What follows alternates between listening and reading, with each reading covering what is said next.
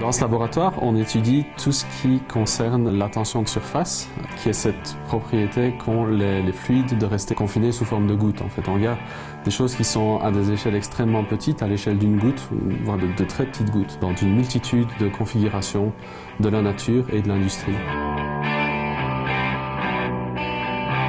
Par exemple, on étudie une problématique qui est rencontrée en agriculture, qui est la dispersion des maladies. Donc les maladies qui affectent une certaine plante vont à un moment donné pouvoir affecter tout le champ. Et on essaye de comprendre comment ça se passe. Et ce que les gens ont pu constater déjà une petite trentaine d'années, c'est qu'il y a une très forte corrélation et un très fort lien entre cette propagation, ces épidémies et les fortes pluies. On a décidé d'aller regarder ce qui se passe exactement quand une goutte de pluie arrive sur une feuille, comment est-ce qu'elle est capable de prendre les maladies qui sont sur cette feuille et de les amener à la feuille suivante, à la plante suivante. Lorsque la goutte de pluie impacte, elle va se fragmenter en plein de petites gouttes, justement.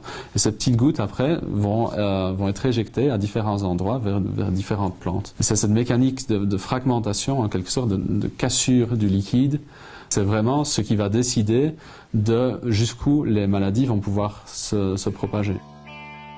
Ce qu'on a découvert, c'est que différents types de plantes, avec différents types de feuillage, sont à même de propager les maladies à différentes distances.